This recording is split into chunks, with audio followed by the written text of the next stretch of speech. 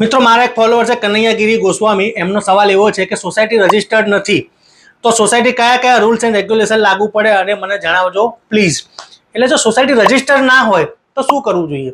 તો સૌથી પહેલા મિત્રો તમારે 3 રસ્તા છે તમારે સોસાયટી રજિસ્ટર કરાવવાના. પહેલો રસ્તો એ છે કે તમે સર્વિસ સોસાયટી તરીકે ડિસ્ટ્રિક્ટ રજિસ્ટ્રારની કચેરીમાં મેમ્બરોની સહી કરીને અરજી કરી શકો છો. અને જો તમારા ડોક્યુમેન્ટ્સ પૂરતા હોય અને બધા પ્રોપર ડોક્યુમેન્ટ હોય તો તમારું સોસાયટી રજિસ્ટર થઈ શકે છે. બીજો રસ્તો છે કે કંપની એક્ટની સેક્શન 8 હેઠળ નોન પ્રોફિટ કંપની તમે બનાવી શકો છો અને એમાં તમે રજિસ્ટ્રાર ઓફ કંપની છે ROC છે તેમાં અરજી કરી અને મેમ્બરોની સહી સાથે તમે તમારી જે કંપની તરીકે તમારી સોસાયટીને રજિસ્ટર કરી શકો છો.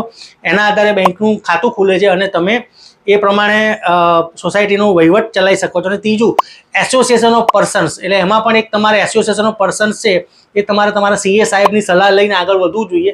એમાં કહેવાય ને કે વહીવટી મંડળ તરીકેની રચના થાય છે, એના આધારે તમારું પાન કાર્ડ નીકળે છે અને તમે એમાં સોસાયટીના પેટા નિયમો બનાવી અને તમે સોસાયટીનો વહીવટ કરી શકો છો. આ માટે તમે તમારા વકીલ સાહેબ અથવા તો જે ચાર્ટર્ડ એકાઉન્ટન્ટ સાહેબ હોય એની સલાહ લઈને આગળ વધી શકો છો એટલે તમારો સોસાયટીનો મસ્ત વહીવટ થાય.